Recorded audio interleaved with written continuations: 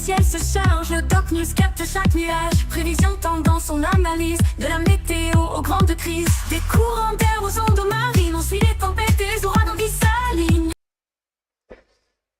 Salut à toutes et à toutes, c'est le Doc News pour le news, j'espère que vous allez bien. Moi ça super, on est parti pour une analyse d'un article très intéressant qui parle d'un phénomène qui pourrait bouleverser la météo mondiale, l'arrivée possible d'une super El Niño en 2026. Dans cet article, plusieurs cartes et graphiques montrent que le Pacifique est en train de changer très rapidement. Dans cette vidéo, on va analyser toutes ces images ensemble pour comprendre ce qui est en train de se passer dans l'océan et pourquoi certains scientifiques parlent déjà d'une possible super El Niño. Et oui. Et avant de continuer cette vidéo, cette petite news sur l'histoire de l'El Niño, n'hésitez pas à commenter, partager et abonne-toi. Et avant d'entrer dans le vif du sujet, direction le site de la NOAA. Qu'est-ce que c'est le ENCO? El Niño, El Niña, ce sont les phases chaudes et froides d'un phénomène climatique naturel qui s'étend sur le Pacifique tropical, qui est connu sous le nom d'oscillation australe El Niño ou ENCO en abrégé.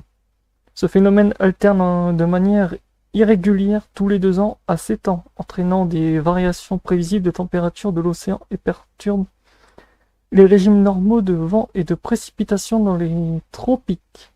Les changements climatiques saisonniers du plus grand océan du monde ont des contrastes d'effets secondaires à l'échelle planétaire. Et oui, comme vous voyez sur l'image, El Niño, ça génère beaucoup d'orages et de toute façon on va être dans une phase fort orage, inondation. Si cet El Niño est vraiment d'actualité, dont l'Europe subira des fortes inondations. Et la phase El Niña, ça serait du côté de tout ce qui touche l'Amérique, en gros pour la saison des cyclones. Et la saison des cyclones du côté du Japon, quand on regarde la El Niña, mais là ça serait du côté... ouais, fort risque de fort cyclone cette année. Du côté du Japon et tout, si on regarde la prévision. Et bon, voilà. Après vous avez les phases tropicaux de la El Niña Winter. Et tropical El Niña Winter, comme ça vous le voyez un peu... Et le problème, c'est que cet El Niño va réguler le climat aussi en Europe. Après, il faudra voir comment le courant G-Stream va se trimballer pendant cet été. Et on risque d'avoir des belles surprises. Le phénomène El Niño est terminé et le Pacifique tropical se trouve désormais dans un état neutre, sans la Niña ni El Niño. En l'absence de ces courants atmosphériques marqués, il est difficile d'anticiper les variations saisonnières des précipitations, des tempêtes ou des températures. Cet état neutre devrait se maintenir jusqu'en automne. Et oui, jusqu'en automne, en fait, cet épisode forte, voilà.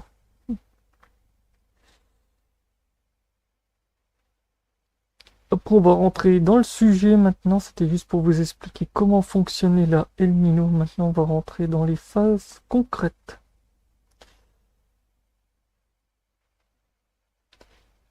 Et oh, ils ont prévu du lourd. Sur les sites que je suis,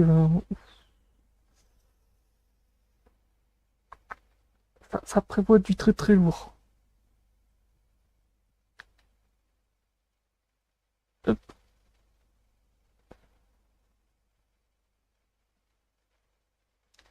Oui, il me faut là pour commencer. Première image, l'indice ENCO. La première image de l'article montre l'évolution de l'indice ENCO. Le NCO est un système climatique qui contrôle El Niña et El Niño. Dans l'océan Pacifique, ce graphique, on voit 3 zones. En dessous du zone 0, la Niña. Autour de 0, phase neutre. Au-dessus, El Niño. Ce qui est intéressant sur ce graphique, c'est que l'on voit clairement la fin de la Niña. Pendant plusieurs mois, l'indice était négatif, mais maintenant la courbe remonte rapidement vers la neutralité. Ce qui signifie que le Pacifique est en train de changer de phase. Et dans beaucoup de cas dans l'histoire climatique, dans la Niña se termine rapidement, cela peut parfois basculer vers un El Niño puissant. C'est donc le premier signal observé par les météorologues. Et oui, comme on le voit, les phases sont assez violentes, parce que ouais, on est dans une phase de fermeture actuellement, et là, le Pacifique commence à se réchauffer actuellement. On serait sur une El Niño 3.4, autant vous dire, l'Australie va être un peu chatouillée. Maintenant, l'anomalie ouais, en direction l'anomalie maintenant. Sur cette deuxième carte, on voit les anomalies de température de surface de l'océan Pacifique. Les couleurs indiquent les écarts par rapport à la normale. Le bleu signifie eau plus froide, le rouge signifie eau plus chaude. Pendant la Nina du Pacifique est normalement dominée par le bleu, mais cette image, on voit que cette zone froide se réduit progressivement. Certaines parties commencent même à devenir plus chaudes que la normale. C'est un signal important car c'est souvent le début de la transition vers la El Niño. Et oui, même actuellement sur mes sites de suivi de température, en ce moment, on voit vraiment bien la transition de flux. Qui passe à très très chaude et qui n'est pas finie.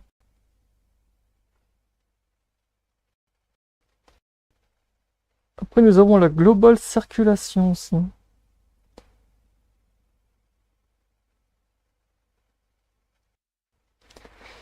Notre image arctique montre l'évolution des températures de l'océan ces dernières semaines. Là, on voit quelque chose de très impressionnant. Le Pacifique équatorial se réchauffe très rapidement.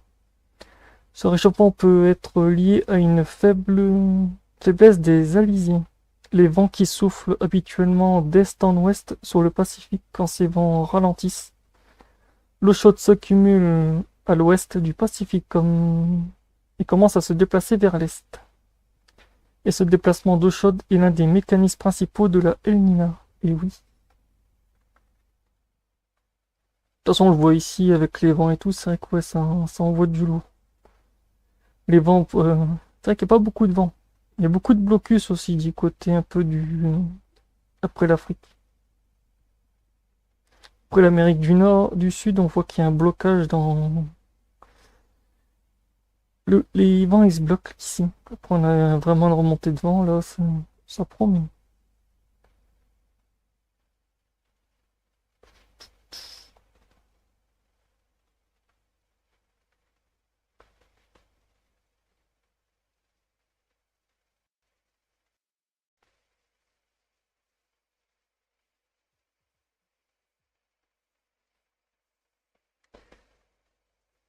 Cette image est probablement la plus importante de toute l'Arctique. Elle montre la température de l'océan sous la surface, parfois jusqu'à 200 mètres en profondeur. Et sur cette carte, on observe une énorme réserve d'eau chaude sous le Pacifique. Cette chaleur sous-marine est un carburant climatique. Si la chaleur remonte vers la surface dans les prochains mois, elle peut augmenter rapidement la température du Pacifique et déclencher un El Niño puissant. Ce phénomène est souvent associé à ce qu'on appelle une onde de Kelvin océanique. Ces ondes transportent la chaleur sous l'océan et provoquent un réchauffement très rapide de la surface. Et ouais, le niveau réchauffement, ça va être assez brutal. De toute façon, on le voit ici, le réchauffement est assez brutal.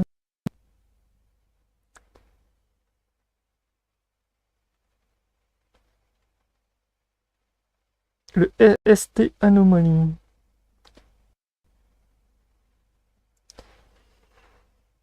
Une autre image de l'Arctique montre les prévisions des modèles climatiques pour les prochains mois. Chaque ligne représente une simulation différente, mais ce qui est frappant, c'est que beaucoup de modèles montent vers des valeurs positives importantes. Autrement dit, plusieurs simulations prévoient un El Niño fort, voire très très fort. Et certaines projections montrent même un scénario qui pourrait correspondre à un super El Niño. Ces événements sont rares. Dans l'histoire moderne, on en compte seulement quelques-uns vraiment majeurs. C'est vrai que dans les archives, il n'y en a pas beaucoup des énormes. C'est vrai que cette année, je crois qu'on va avoir le droit.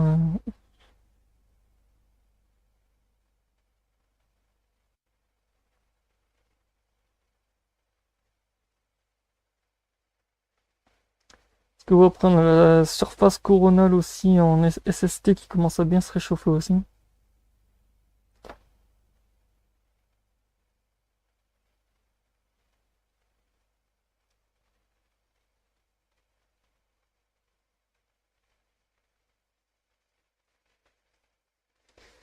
C'est vrai que ça en vaut du lourd.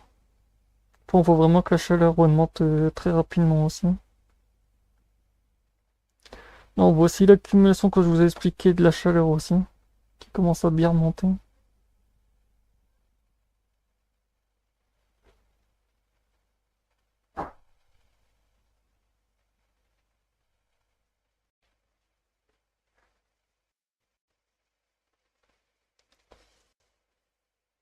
Ouais, c'est vrai que là, on est vraiment sur une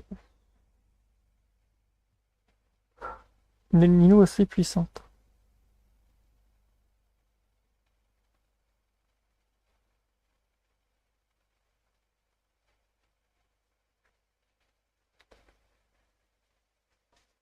La dernière image montre comment la El Niño peut modifier la circulation atmosphérique mondiale. Quand la El Niño est active, le jet stream change de position, les zones de pluie et de sécheresse se déplacent et les tempêtes peuvent devenir plus fréquentes dans certaines régions.